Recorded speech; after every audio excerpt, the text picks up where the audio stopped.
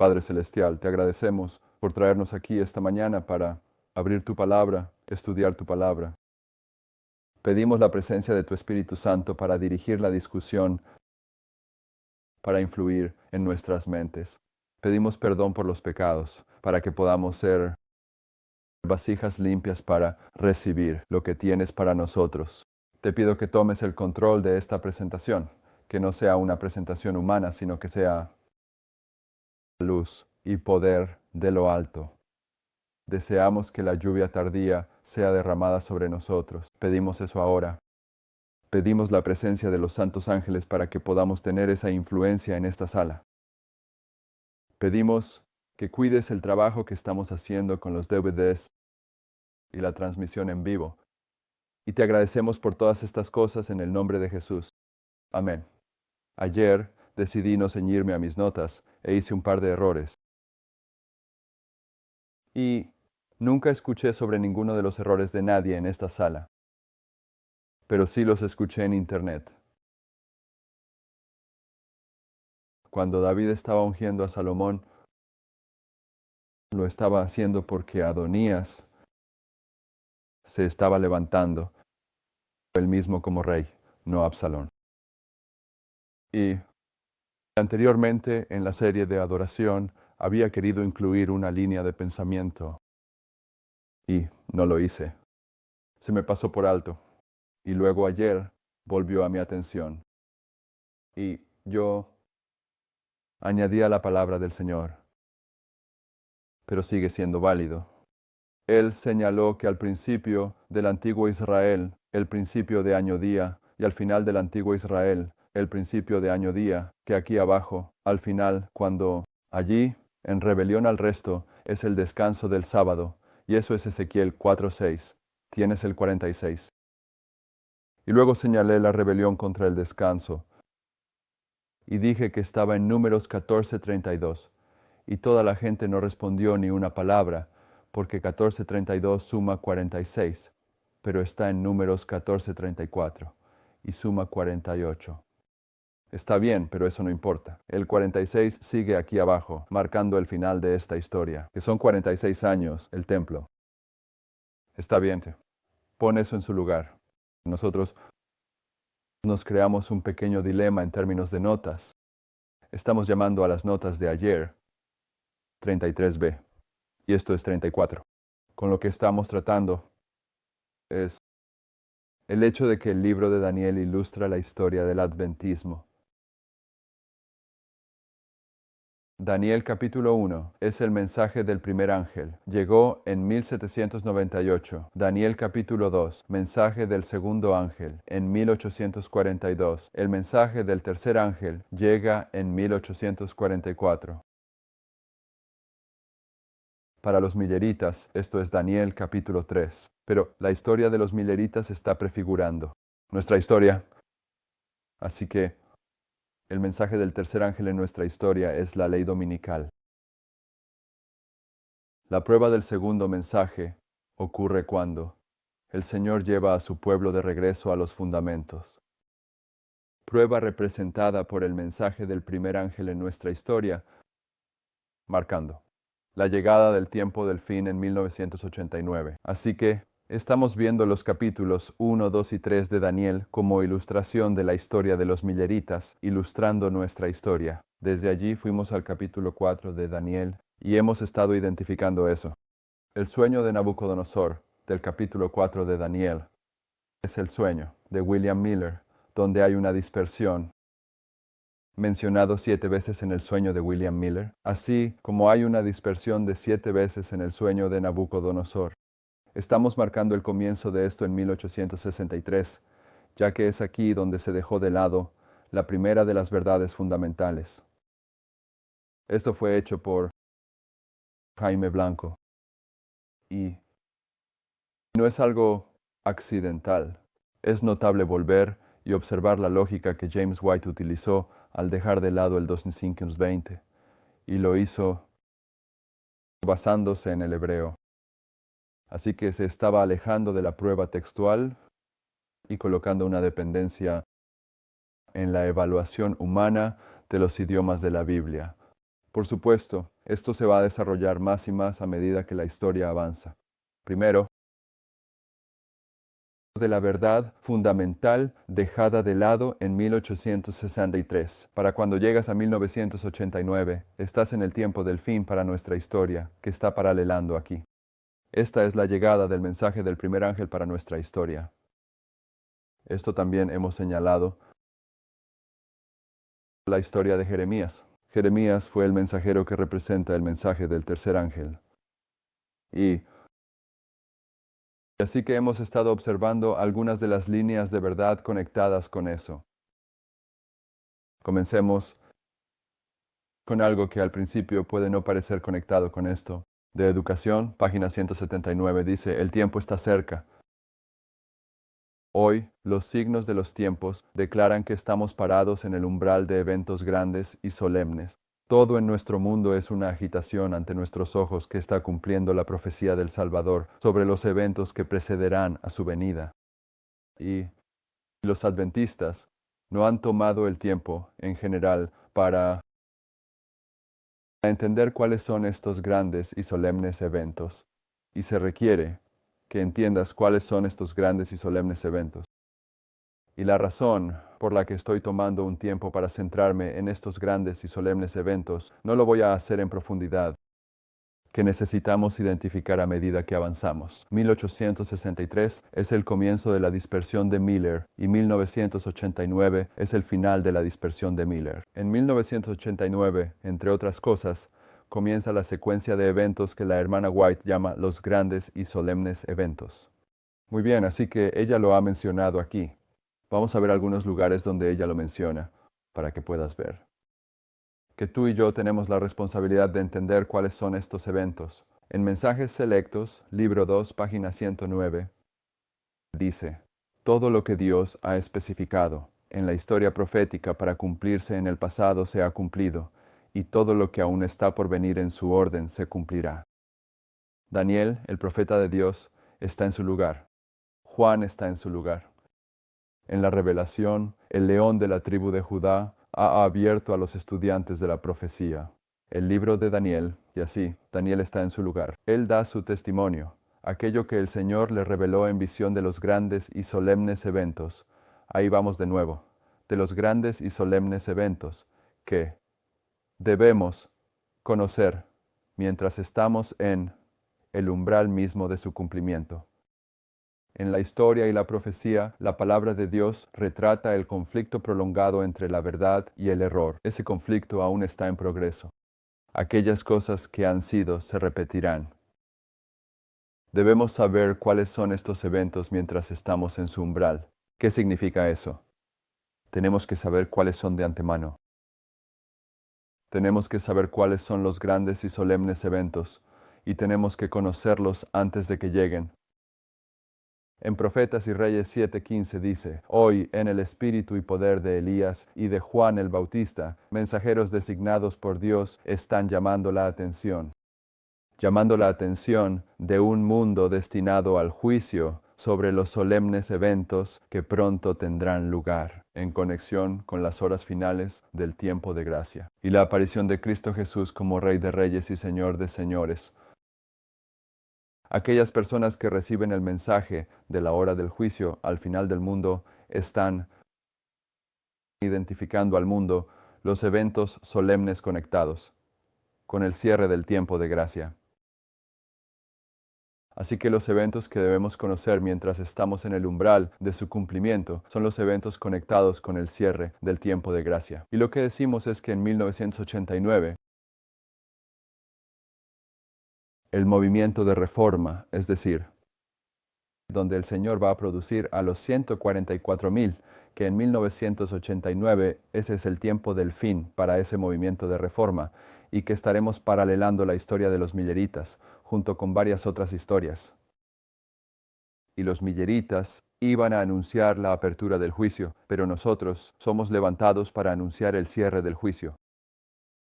Pero no obstante, mientras hacemos esto, estamos paralelando a Miller. Y en el conflicto de los siglos no tengo el contexto completo de este pasaje, pero esta siguiente cita está identificando la obra de William Miller, una obra que nosotros paralelaremos. Y en el conflicto de los siglos. 3 días hablando de Miller, dice que era necesario que los hombres fueran despertados a su peligro, que debían ser incitados a prepararse para los solemnes eventos relacionados con el cierre de la gracia. Y así, en 1798, el Señor levanta a William Miller para presentar al mundo los eventos relacionados con el cierre de la gracia. Y lo que estamos diciendo son los eventos relacionados con el cierre de la gracia. Estos son los solemnes eventos que debemos conocer mientras estamos en el umbral de su cumplimiento. Los mileritas están anunciando la apertura del juicio, donde la gracia llega a su conclusión. Estamos anunciando el cierre del juicio. Y a menudo, y en esta serie, hemos alineado la historia de los mileritas que comienza en 1798 con la historia de Juan el Bautista y Cristo. Y eso es lo que Juan el Bautista también estaba haciendo en Mateo 3:7. Juan el Bautista también estaba presentando a su generación los eventos relacionados con el cierre de la gracia.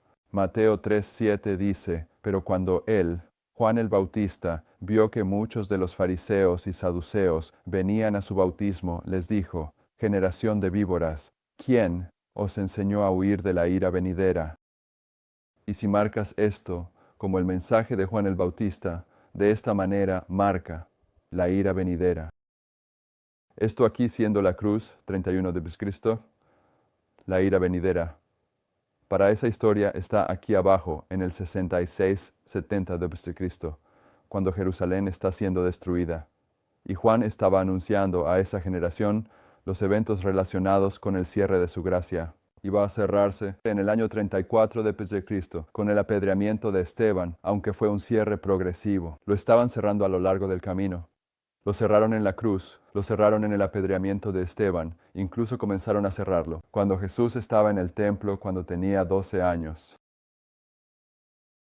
Entonces, Juan el Bautista es levantado para presentar a su generación los eventos relacionados con el cierre de la gracia, y el símbolo de ese cierre de la gracia es la destrucción de Jerusalén, que la hermana White usa como símbolo del cierre de la gracia. Al final del mundo, las 7 últimas plagas. William Miller fue levantado para presentar a su generación los eventos relacionados con el cierre de la gracia, y nuestro trabajo es presentar al mundo los eventos relacionados con el cierre de la gracia. Y en general, los adventistas del séptimo día no saben cuáles son estos eventos. El cierre de la gracia está bastante claramente identificado por la hermana White en el conflicto de los siglos 613. Ella cita de Daniel 12:1, lo verás en tus notas. Cuando Miguel se levanta, ese es el cierre de la gracia. La gracia se cerró para los judíos cuando Miguel se levantó en el apedreamiento de Esteban. Sí, así fue. La hermana White cita de Daniel 12:1 y luego dice, cuando el mensaje del tercer ángel se cierra, la misericordia ya no intercede por los culpables habitantes de la tierra. El pueblo de Dios ha cumplido su obra. Han recibido la lluvia tardía, el refrigerio de la presencia del Señor, y están preparados para la hora de prueba que tienen por delante. Los ángeles se apresuran de un lado a otro en el cielo. Un ángel que regresa de la tierra anuncia que su trabajo está hecho. La prueba final ha sido traída sobre el mundo, y todos los que se han mostrado leales a los preceptos divinos han recibido el sello del Dios viviente. Entonces Jesús cesa su intercesión en el santuario de arriba, levanta sus manos y con voz fuerte dice, está hecho, y todos los ejércitos de ángeles se quitan sus coronas, mientras Él hace el solemne anuncio. A Él, eso es, solo déjalo. El que es injusto, que sea injusto todavía. El que es inmundo, que sea inmundo todavía. Y el que es justo, que sea justo todavía. Y el que es santo, que sea santo todavía. Cada caso ha sido decidido para vida o muerte. Así que ella comienza esto con Daniel 12:1. Ella habla de él, poniéndose de pie.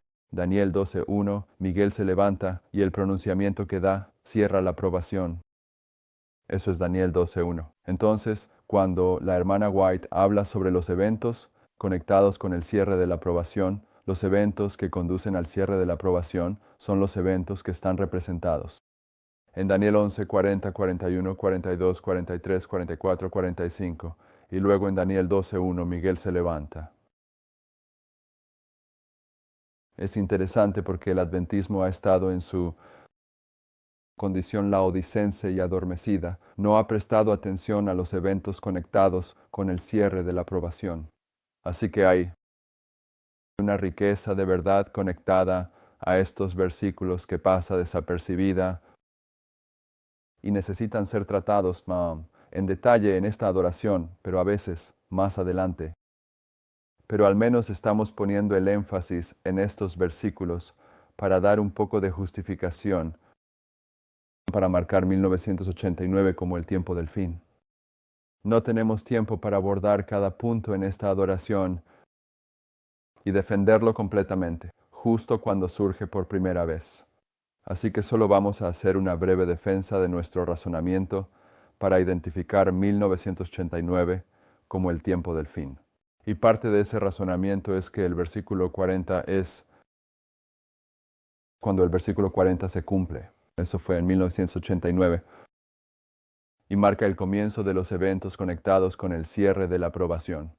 El hecho de que tú como adventista del séptimo día no has tomado el tiempo para entender esa verdad en Daniel 11, versículo 40, no convierte esa verdad en error. Bien, en Daniel 11, versículo 40, dice, y en el tiempo del fin y en el conflicto de los siglos, página 356, la hermana White nos dice que el tiempo del fin es 1798. Dice, en el tiempo del fin, el rey del sur. Y el rey del sur, la palabra que se traduce como sur allí es Negev. Muchas veces se traduce como Egipto.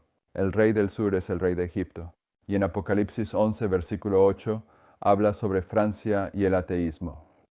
Francia atea en el periodo de la Revolución Francesa. Es este reino que está representado por Egipto y Sodoma. Es el Egipto espiritual en el periodo de 1798.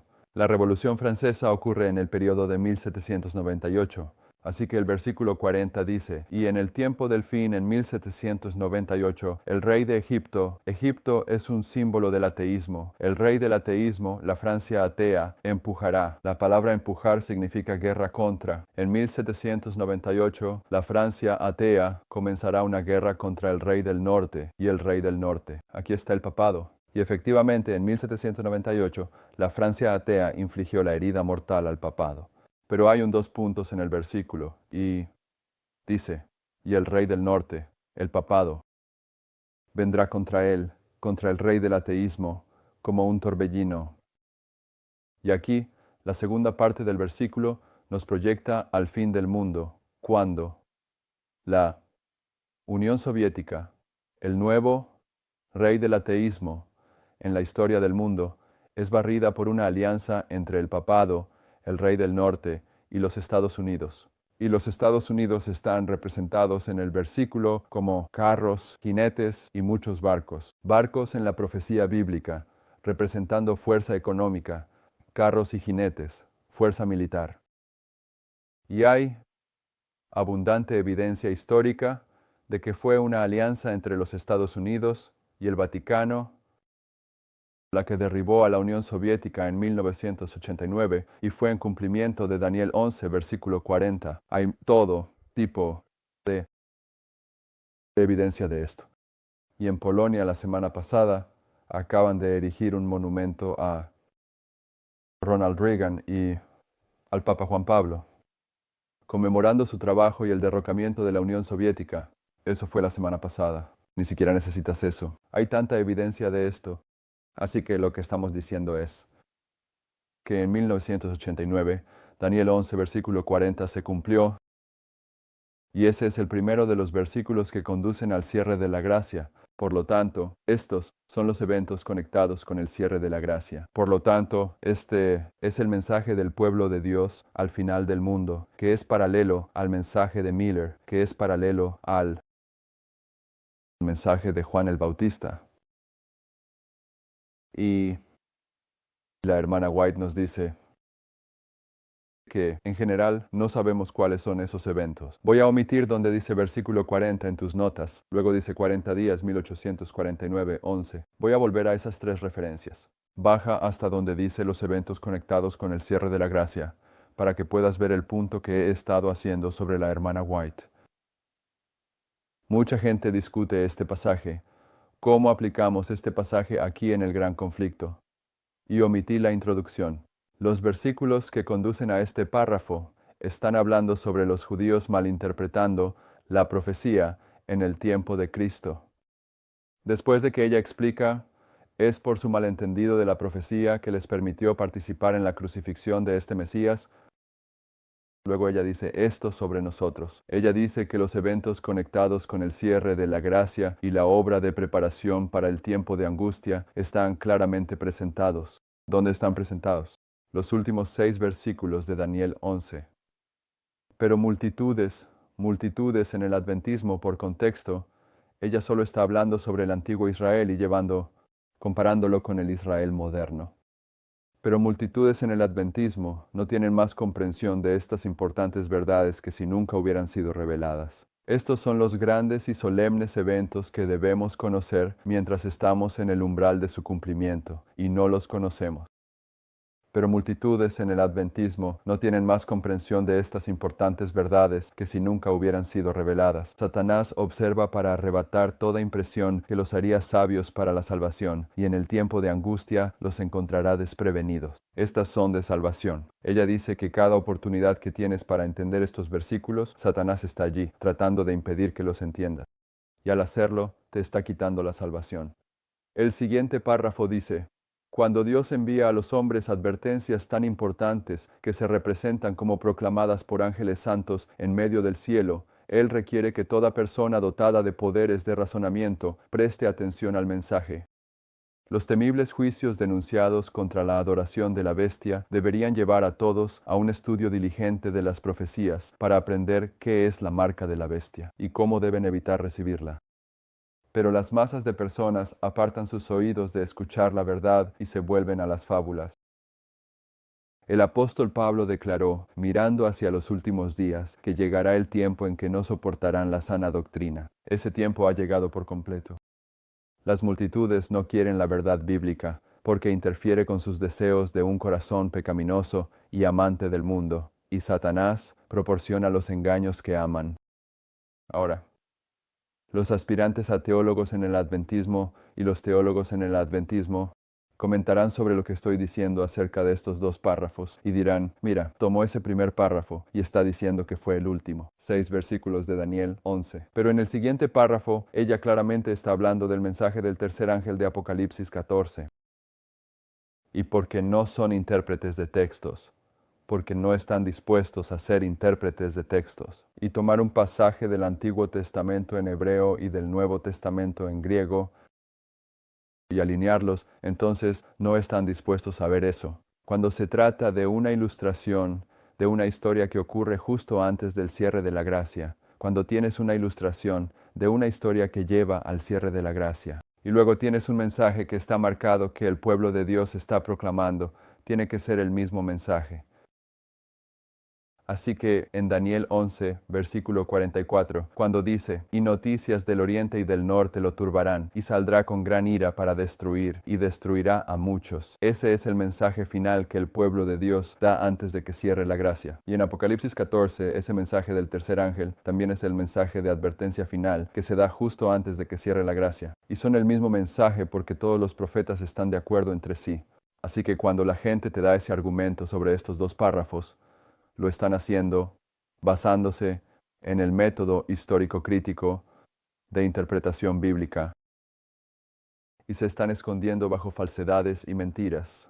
El siguiente párrafo dice, si el siguiente párrafo va a explicar por qué las multitudes no entienden esto, dice, pero Dios tendrá un pueblo en la tierra que mantendrá la Biblia, y solo la Biblia como el estándar de todas las doctrinas y la base de todas las reformas. ¿De verdad? ¿Solo la Biblia? ¿Quieres decir que no necesito una Biblia y un teólogo? ¿No necesito una Biblia y mi pastor? ¿O una Biblia y mi anciano? ¿Solo la Biblia? Las opiniones de los hombres eruditos. Las deducciones de la ciencia, los credos o decisiones de los concilios eclesiásticos, tan numerosos en discordancia como lo son las iglesias que representan la voz de la mayoría. Ninguno ni todos estos deberían ser considerados como evidencia para ningún punto de fe religiosa. Antes de aceptar cualquier doctrina o precepto, deberíamos exigir un claro, así dice el Señor, en su apoyo. Satanás está constantemente tratando de atraer la atención hacia el hombre en lugar de hacia Dios. Él lleva a la gente a mirar a obispos, a pastores, a profesores de teología como sus guías, en lugar de buscar en las Escrituras para aprender sus deberes por sí mismos.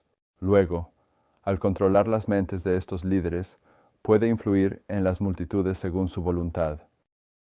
Entonces, lo que estamos diciendo es que sí, no hemos hecho una prueba exhaustiva de que Daniel 11, versículo 40 se cumplió en 1989, y que ese es el comienzo de los eventos conectados con el cierre de la gracia, y que estos eventos son los grandes y solemnes eventos que debemos conocer mientras estamos en el umbral de su cumplimiento. Pero 1989 fue el tiempo del fin. Es cuando el movimiento de reforma aquí, al final, comienza. Ahora vuelvan a sus notas. Quiero poner una cosa más en su lugar. Tocamos este tema ayer. Lo haremos de nuevo cuando te vuelves desprendido, separado de interpretaciones humanas de las Escrituras y te acercas a la palabra de Dios y al espíritu de profecía. Desde la perspectiva de que esta es la palabra de Dios y que todo en ella ha sido gobernado por su Espíritu Santo, entonces comienzas a ver pequeños matices, pequeños marcas en su palabra que son prácticamente imposibles de ver. Imposibles de ver cuando estás usando el método histórico crítico de las Escrituras. Pero una de las cosas que ves es que en Daniel 11, versículo 40, Daniel 11, versículo 40 tiene tanto el tiempo del fin para los mileritas marcado, como el tiempo del fin para los 144,000 marcado. Y esta historia es ambas historias. Es Daniel 1, 2, 3, 4, 5, 6. Es la historia de los mileritas, nuestra historia. Y esta historia que comienza en 1989 continúa hasta la ley dominical justo aquí. Y la ley dominical es el verso 41. Entonces, esta historia, desde el tiempo del fin en 1989 hasta la ley dominical, o esta historia desde 1798, el tiempo del fin para los mileritas, hasta 1844, y el juicio para los mileritas. Esta historia para nosotros tiene lugar en el verso 40 de Daniel 11. Pero el empoderamiento para la historia de los mileritas tuvo lugar el 11 de agosto de 1840.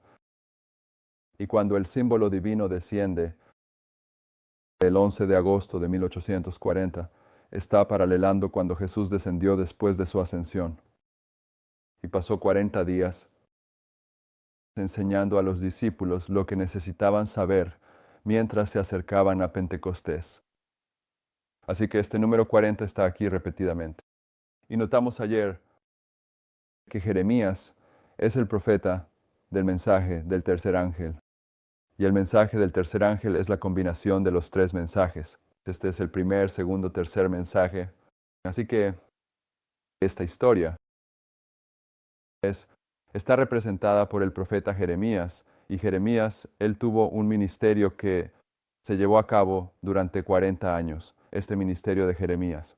Esta con la historia, según al menos 4 testimonios, está representada por 40 años. Y por lo tanto, cuando vemos a los poderosos ángeles de Apocalipsis 18 descender en 2001, el 11 de septiembre de 2001, comenzando el tiempo de prueba para el adventismo, y lo que causa que esos poderosos ángeles desciendan es lo mismo que causó que ese poderoso ángel descendiera el 11 de agosto de 1840, es la restricción del Islam en la historia de los milleritas y nuestra historia. Cuando vemos a ese ángel descender, entonces nos damos cuenta de que 2001 es después de 1989, pero antes de la ley dominical. Así que el 11 de septiembre es parte del versículo 40.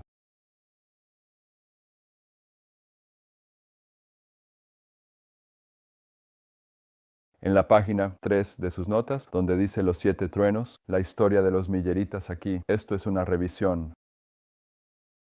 La historia de los milleritas, donde dice que los 7 truenos representan una delineación de eventos que ocurrirían bajo los mensajes del primer y segundo ángel. Podrías decir que los 7 truenos representan una delineación de eventos que ocurrirían bajo Daniel 1 y Daniel 2. Alcanzan su conclusión en Daniel 3. Los 7 truenos representan una delineación de eventos que se desarrollarían en los mensajes del primer y segundo ángel, que representan la historia de 1798 a 1844. Pero ella también dice que se relacionan con eventos futuros que se revelarán en su orden. Esta historia, la historia de Daniel 1, 2 y 3, la historia de los milleritas de 1798 a 1844, es la historia que estamos viviendo hoy. Ella nos dice en este pasaje, donde trata con los 7 truenos, que la orden fue dada a Juan, como a Daniel, para sellar aquellas cosas que los 7 truenos pronunciaron. Ellen White es quien enseña que el sellado de los 7 truenos es un paralelo al sellado del libro de Daniel, porque estas historias, la historia de los milleritas en 1798, va a comenzar cuando el libro de Daniel es desellado. Pero esta historia, al final del mundo, en 1989, va a comenzar cuando los 7 truenos sean desellados. ¿Y cuándo son desellados los 7 truenos? Hemos visto esto antes, sin duda, pero vayamos a Apocalipsis 22, versículos 10 y 11. La única cosa que está sellada en la Biblia, en el libro de Apocalipsis, son los 7 truenos. Podrías decir, bueno, el libro que estaba sellado tenía 7 sellos. En el capítulo 4 y 5 estaba sellado, pero Jesús desella esos sellos. Eso no califica. En Apocalipsis 22, versículo 10, dice, y me dijo, no selles las palabras de la profecía de este libro. La única cosa que ha sido sellada son los 7 truenos, porque el tiempo está cerca. El que es injusto sea injusto todavía, y el que es inmundo sea inmundo todavía. Justo antes de que cierre la probación, el león de la tribu de Judá, el hombre del cepillo de tierra, él desella la verdad sobre los 7 truenos. Los 7 truenos delinean eventos que ocurrieron bajo el mensaje del primer y segundo ángel, y también representan eventos futuros que serían revelados en su orden. La verdad que el león de la tribu de Judá desvela justo antes de que cierre la prohibición. Es que la historia de los milleritas se repite al pie de la letra en nuestra historia. Y esta verdad comienza el aumento del conocimiento. Y esta verdad es desvelada por quién. El león de la tribu de Judá es el quien la desvela, el hombre del cepillo de tierra. Y el hombre del cepillo de tierra, él comienza a barrer la basura. En el tiempo del fin, en 1989, porque el león de la tribu de Judá comenzó a barrer la basura en 1798. Entonces, esto, dispersando las 7 veces del sueño de Nabucodonosor, Daniel capítulo 4, el sueño de William Miller, nos lleva al tiempo del fin. 1989. Ocurre justo antes del versículo 11 de Apocalipsis 22, justo antes de que cierre la aprobación. ¿Y qué debemos entender? Los grandes y solemnes eventos de los eventos relacionados con el cierre de la aprobación. Debemos conocerlos mientras estamos en el umbral de su cumplimiento. Y justo antes de que cierre la aprobación, en el versículo 11 de Apocalipsis 22, en el versículo 10, dice, el tiempo está cerca para desellarlo. La profecía y la revelación que han sido selladas, los 7 truenos. El tiempo está cerca para que el hombre del cepillo de barrer comience a barrer a través de tradiciones y costumbres que han sido transmitidas de generación en generación, cubriendo las verdades fundamentales del adventismo. Jeremías 6. Jeremías 6 Hemos puesto tantas cosas en su lugar en este estudio de adoración que puede sonar un poco redundante seguir volviendo a estos pasajes, algunos de ellos, pero repasar es bueno. Jeremías 6:16 dice: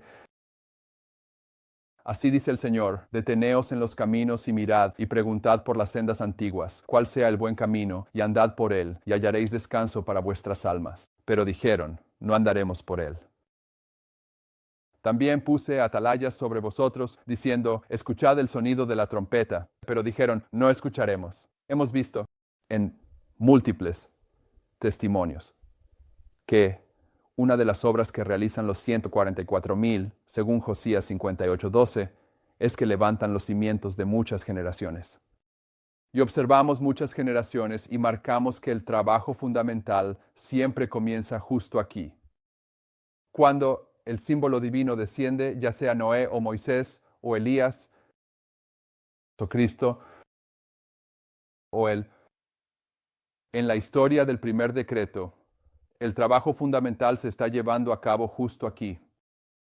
Así que cuando todas esas historias apuntan hacia nuestra historia, sabemos que cuando el Islam es restringido y el ángel desciende, habrá un trabajo fundamental que tendrá lugar. Y este trabajo fundamental para nosotros está en conexión con el capítulo 4 de Daniel, el sueño de Nabucodonosor. Porque ahora que los 7 tiempos se han abierto, han terminado. Y la razón es restaurada a Nabucodonosor, hay un aumento de conocimiento aquí. Daniel está allí al final de los días para presentar a Nabucodonosor, a William Miller, los eventos conectados con el cierre de la gracia. Él abre estas cosas al pueblo de Dios. Y cuando llegas aquí te das cuenta de que el ángel ha descendido. Ha descendido porque el Islam está restringido y tienes que defender el Islam en la profecía bíblica. Y para hacerlo tienes que volver a los fundamentos del adventismo, que comienzan a ser cubiertos justo aquí, en el sueño de Miller, en 1863. Y es por eso que el verso 17 dice, en este punto, puse vigilantes sobre ellos, diciendo que escuchen el sonido de la trompeta.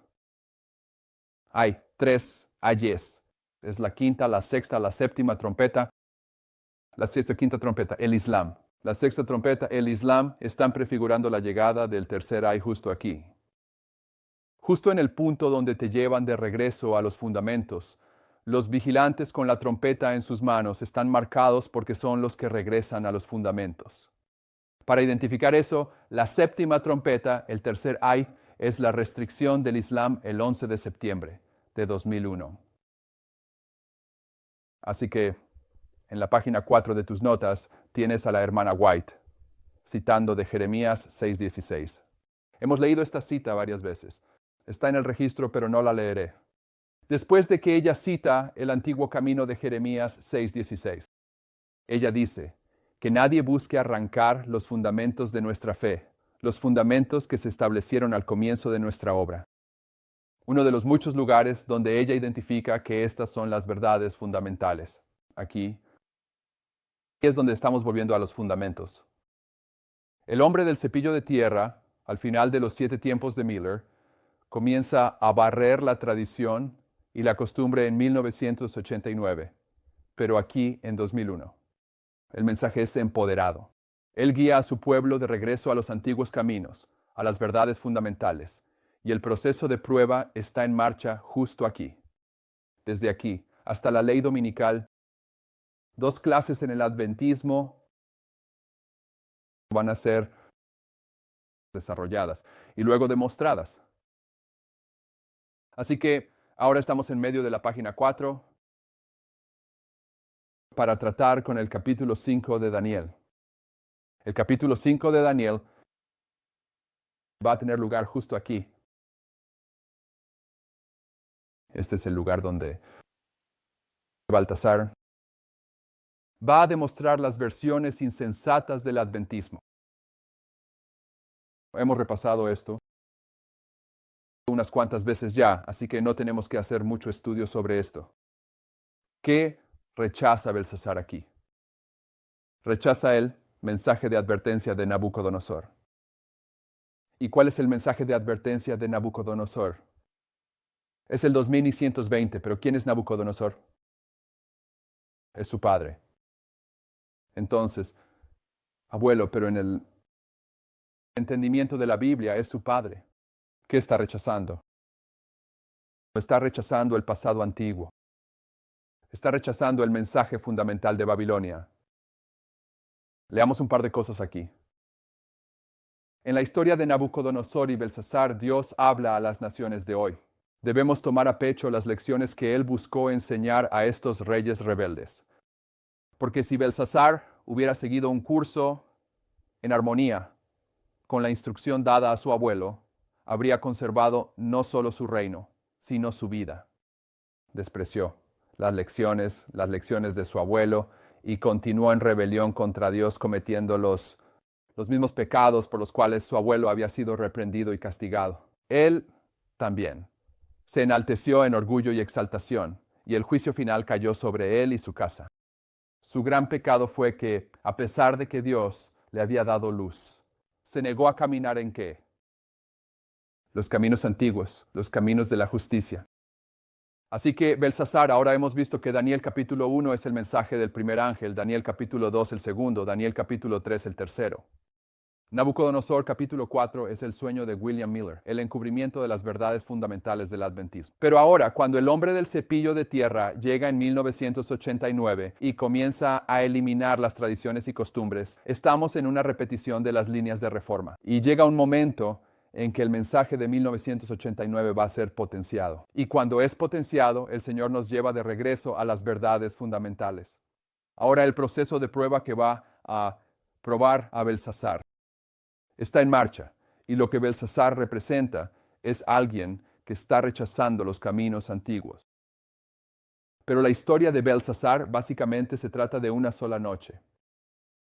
Es la última cena para Belsasar, al igual que fue la última cena para Judá. Así que en esta noche estamos viendo su juicio representado como muchos de Keluparsin, el 220. Este es su juicio porque rechazó el mensaje de las 7 veces de Nabucodonosor, ¿correcto? Pero en esa noche, que comienza aquí, esta imagen de Belsasar abarca el empoderamiento del mensaje hacia el juicio. ¿Qué es lo que hizo esa noche para marcar la caída que había rechazado totalmente? ¿Qué es lo que hizo en su última cena? Trae los vasos sagrados. Justo aquí, trae los vasos sagrados y ¿qué comienza a hacer? Antes de beber vino de ellos, ¿qué hace? Llena los vasos con vino. Así que hemos tratado esto en esta adoración. ¿Qué son los vasos? ¿Qué son los vasos? Personas. ¿Qué personas serían los vasos que salieron del santuario? El pueblo de Dios. Así que lo que Belsasar está haciendo es justo aquí, cuando todo esto comienza. ¿Cuándo decimos que esto comienza? El 11 de septiembre. Baltasar comienza a tomar los vasos sagrados. ¿Quiénes son los vasos sagrados? Adventistas del séptimo día. ¿Y los llena con qué? El vino de Babilonia. Bien, ahora hay muchas líneas que no hemos traído a esto. Pero en esta historia hay 2 tipos de vinos que se están bebiendo. Aquellos que están bebiendo el vino de Babilonia son llamados los borrachos de Efraín, y luego hay un grupo que está bebiendo el vino nuevo de la última lluvia. Bien, una clase está haciendo un pacto con la muerte, otra clase un pacto con la vida. Así que en esta historia esto está sucediendo. Pero justo aquí, en el 9:11, Belsasar trae los vasos sagrados y comienza a llenarlos con vino. Y esto aquí, este es el manual de educación ministerial y teológica de los adventistas del séptimo día. Y está aquí, hermanos y hermanas, donde se aprobó la norma por el adventismo, que si vas a ser un pastor adventista del séptimo día ordenado, entonces debes estudiar las técnicas espiritualistas de Ignacio Loyola. Necesitas estudiar cómo entrar en el trance hipnótico. Esa es la marca registrada de la iglesia jesuita. ¿Y cuándo salió este manual de la Conferencia General? Justo ahí, en septiembre de 2001. Comienzan a llenar los vasos con el vino de Babilonia. Bien, entonces esta es la historia de Bible Chaser aquí. Trayendo los vasos sagrados al mismo tiempo en que el Islam es restringido. Y los vigilantes se levantan para decir, escuchen el sonido de la trompeta. En ese mismo momento, Belsasar está trayendo los vasos sagrados y llenándolos con vino. ¿De acuerdo? Entonces, en esta historia, Belsasar está en rebelión, pero su rebelión no va a continuar. Sin respuesta, noten la siguiente cita que hemos leído antes. Me gusta esta, simplemente me gusta esta. Había en el palacio una mujer que era más sabia que todos ellos. ¿Qué es una mujer? En la profecía bíblica, en esta historia, hay una iglesia que es más sabia que Belsasar. ¿De acuerdo? La reina del abuelo de Belsasar, cuyo abuelo de Belsasar, Nabucodonosor. La esposa de Nabucodonosor, quien fue testigo de todas estas cosas. ¿Y de qué es símbolo Nabucodonosor? En última instancia, ¿de qué es símbolo Nabucodonosor? Alguien que ha sido redimido por el mensaje del tercer ángel.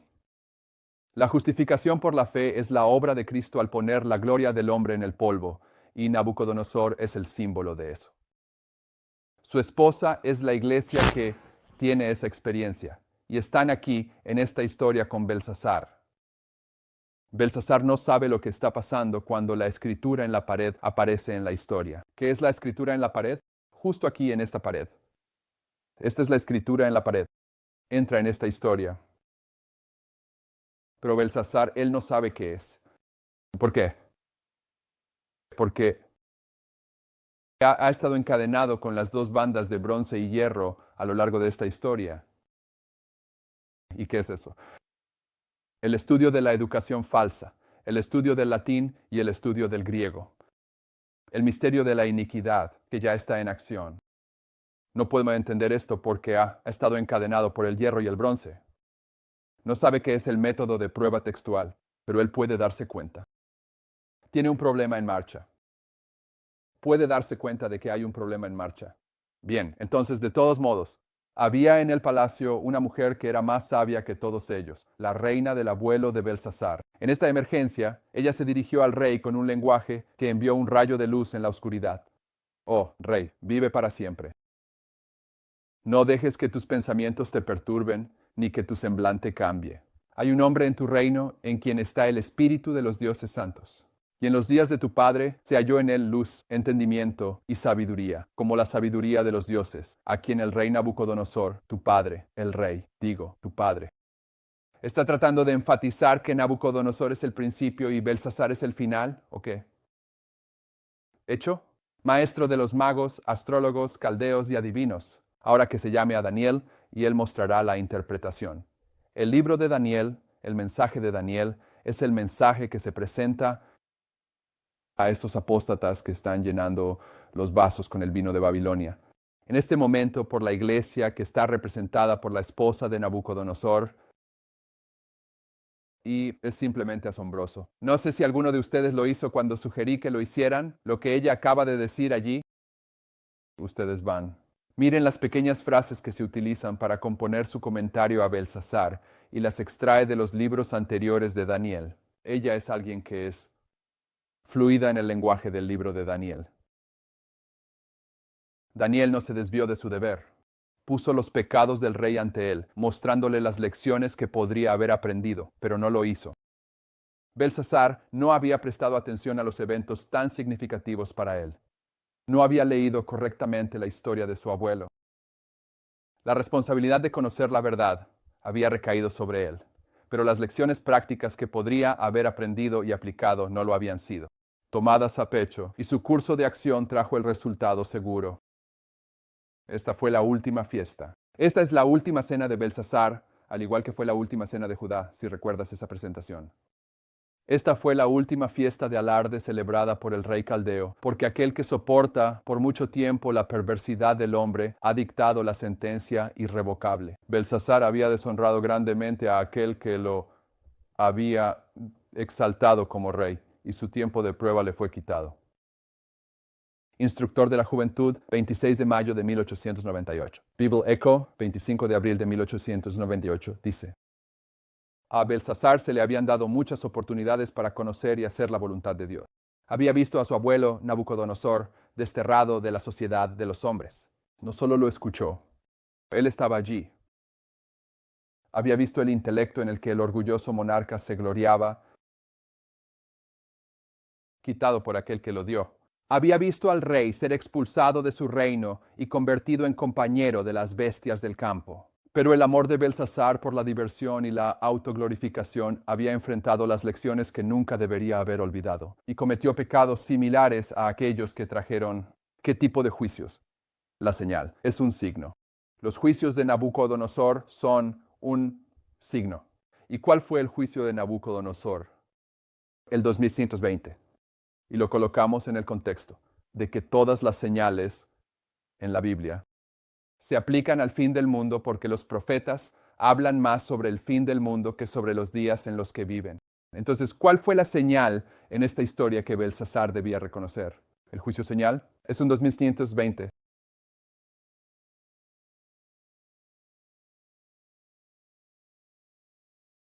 Desperdició las oportunidades que se le concedieron graciosamente, descuidando usar las oportunidades a su alcance para familiarizarse con la verdad.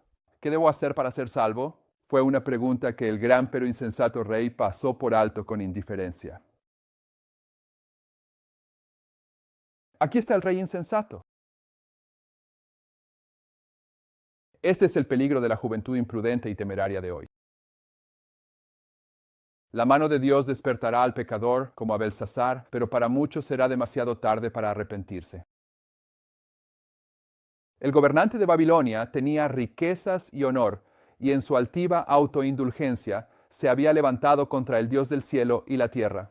Había confiado en su propio brazo, sin suponer que alguien se atrevería a decir: ¿por qué haces esto?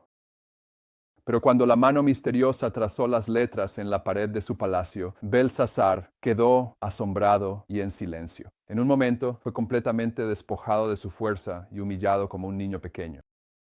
Se dio cuenta de que estaba a merced de alguien más grande que Belsasar. Había estado burlándose de cosas sagradas. Ahora su conciencia estaba despierta. Se dio cuenta de que había tenido el privilegio de conocer y hacer la voluntad de Dios. La historia de su abuelo se destacó tan vívidamente como la escritura en la pared. La escritura en la pared es la base. Viejo pasado. El viejo pasado del adventismo se destaca. En el adventismo de hoy tan vívidamente como la escritura en la pared.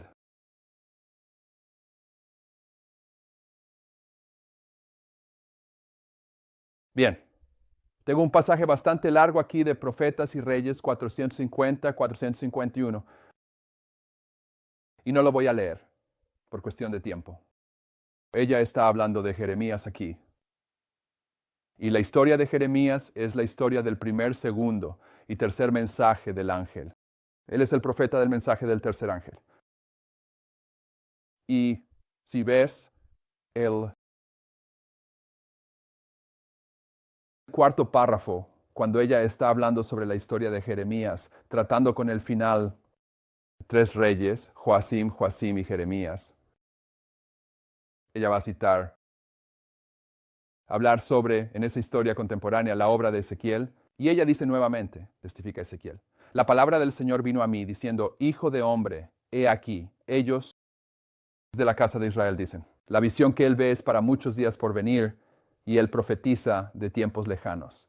Por lo tanto, diles: así dice el Señor Dios, ninguna de mis palabras se prolongará más, sino que la palabra que he hablado se cumplirá, dice el Señor Dios. En esta historia de Jeremías, que es también esta historia, la hermana White hace referencia a la profecía de Ezequiel, que dice que estos falsos profetas, que son contemporáneos de Ezequiel y Jeremías, que están diciendo que la ley dominical no viene y que la prueba no se cierra para los adventistas en la ley dominical, estos falsos profetas.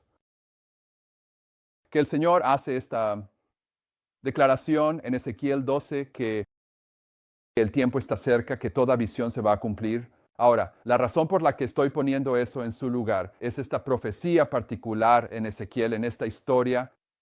Es una de las profecías a las que la hermana White señala como el cumplimiento de este gráfico. Tienes eso justo abajo, dice, el comienzo. Ella está citando de Ezequiel, el mismo lugar. Una parte de la profecía de Ezequiel también fue una fuente de fortaleza y consuelo para los creyentes. Entonces, lo que estoy diciendo es que este pasaje de Ezequiel en esta historia, cuando Jerusalén estaba siendo destruida, también tuvo una aplicación de verdad presente en el tiempo de los mileritas. Y en Ezequiel notarás en Profetas y Reyes el último párrafo allí. Ella dice al príncipe profano y malvado. ¿Quién es el príncipe profano y malvado? Jeremías. Jeremías es el que recuerda ayer. Jeremías es el que fue a Babilonia para la imagen para inclinarse.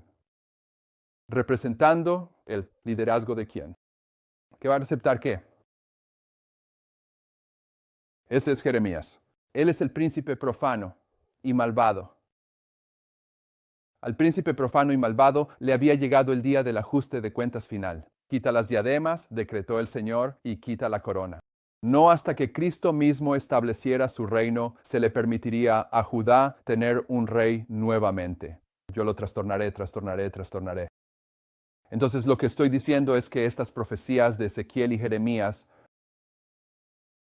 fueron verdad presente en su historia, pero también fueron verdad presente en la historia de los milleritas. Y ciertamente son verdad presente aquí al final.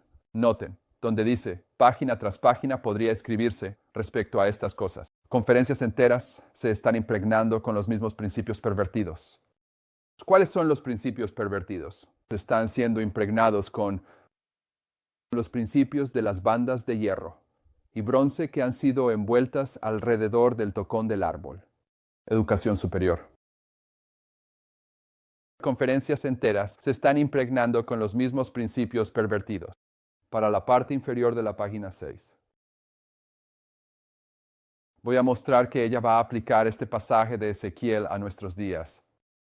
Porque los hombres ricos de allí están llenos de violencia, y los habitantes han hablado mentiras, y su lengua es engañosa en su boca. El Señor trabajará para purificar su iglesia. ¿Cuándo trabaja el Señor para purificar su iglesia? Comenzando justo aquí, cuando el símbolo divino desciende. Este es el proceso de purificación. Este es el clímax del Evangelio eterno. El Señor trabajará para purificar su iglesia. Este es el periodo de tiempo de ¿quién?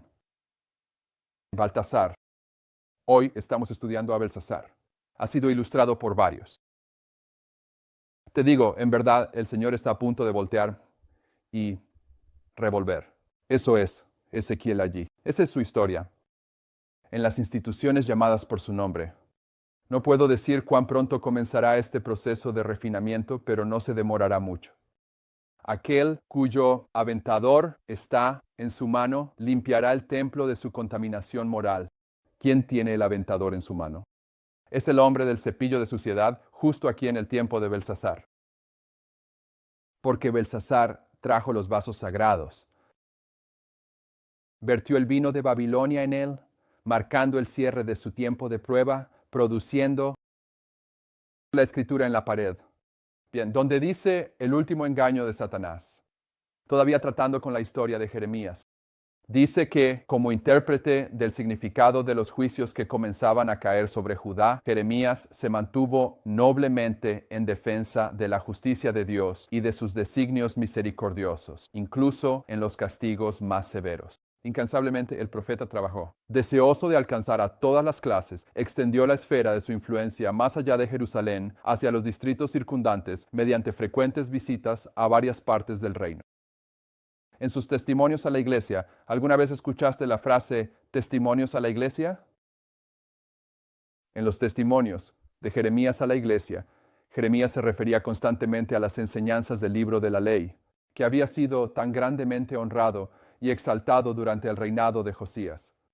Él enfatizó de nuevo la importancia de mantener una relación de pacto con el Ser todo misericordioso y compasivo, quien en las alturas del Sinaí había hablado los preceptos del Decálogo. Las palabras de advertencia y súplica de Jeremías llegaron a todas las partes del reino y todos tuvieron la oportunidad de conocer la voluntad de Dios respecto a la nación. Así que todos conocían los testimonios de la iglesia. Todo el adventismo conoce los testimonios de la iglesia. Recibieron los testimonios de Jeremías a la iglesia. Mensajes selectos, libro 2, página 78. El último engaño de Satanás será hacer que el testimonio de Jeremías a la iglesia no tenga efecto.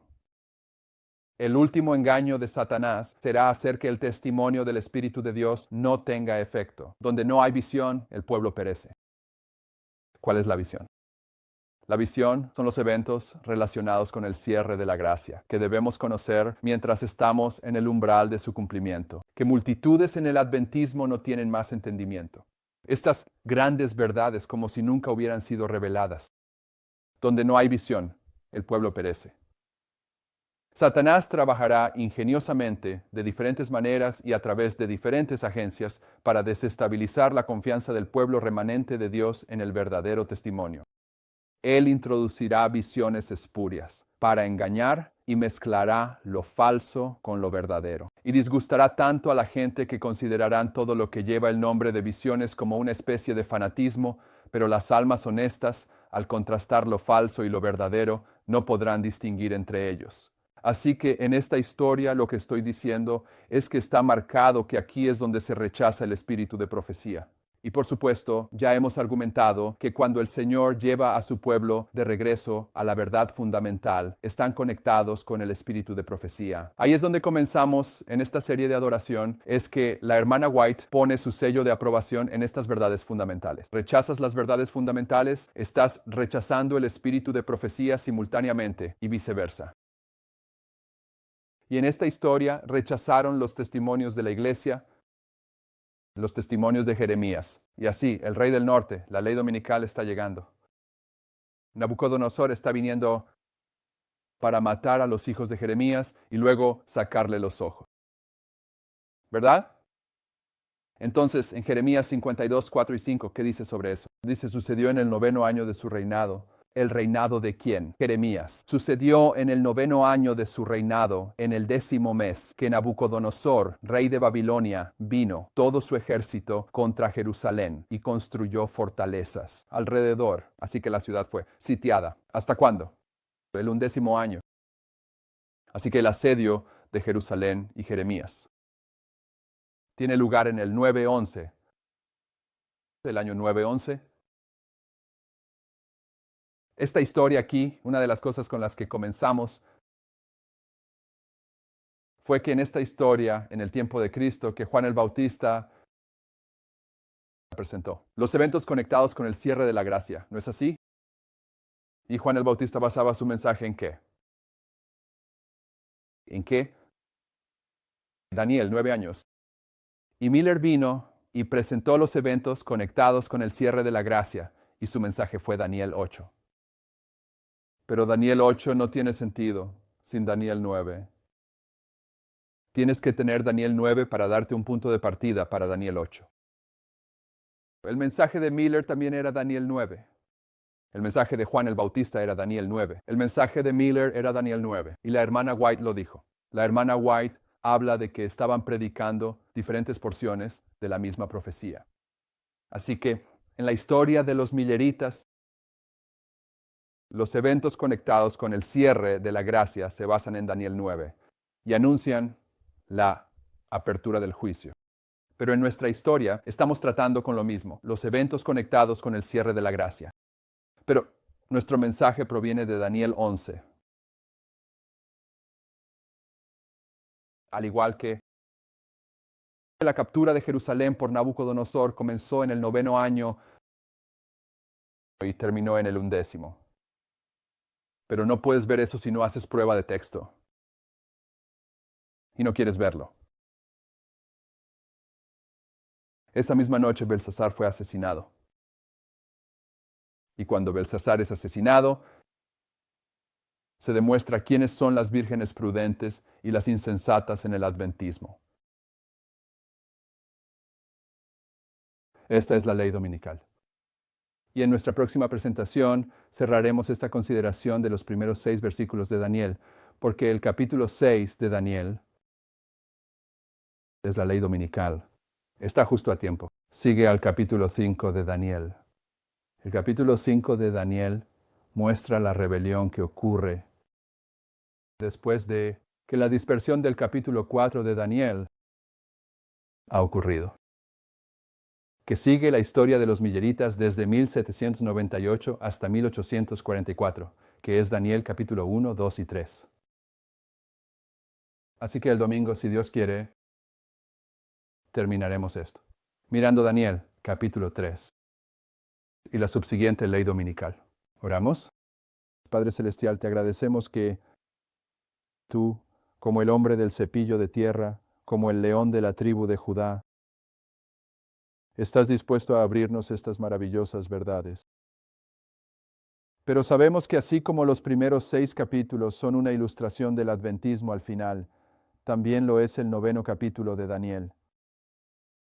Y en el 9º capítulo, Daniel confesó sus pecados, como lo hacemos aquí esta mañana, y los pecados de nuestros padres, como lo hacemos aquí esta mañana. Y admitimos que hemos caminado en contra de ti, y que tú has caminado en contra de nosotros. Queremos entender estas cosas y lo sabemos. Fue solo cuando Daniel entró en este arrepentimiento, expuesto en Daniel 9, que el ángel Gabriel fue enviado a él para abrir estas maravillosas verdades a su mente. Y pedimos que nos envíes ahora la lluvia tardía, como enviaste a Daniel, Gabriel. A medida que cumplimos con las condiciones de esta recepción, por favor, perdona nuestros pecados. Perdona los pecados de nuestros padres. En la historia del adventismo, que dejó de lado estas maravillosas verdades y comenzó a vagar en el desierto de la Odisea, estamos viendo en los libros de profecía, como Daniel vio en Jeremías y los escritos de Moisés, que la dispersión estaba en marcha, que el sueño de William Miller se estaba cumpliendo. Y ahora que hemos llegado al final de la dispersión, y estamos reconociendo que los 70 años de cautiverio en Babilonia han llegado a su conclusión, y que es hora de salir de Babilonia y reconstruir la ciudad de Jerusalén, queremos participar en ese trabajo. Así que ayúdanos a cumplir con las condiciones que Daniel representa tan claramente en el capítulo 9 de Daniel, para que podamos entender estas cosas completamente. Oramos en el nombre de Jesús. Amén.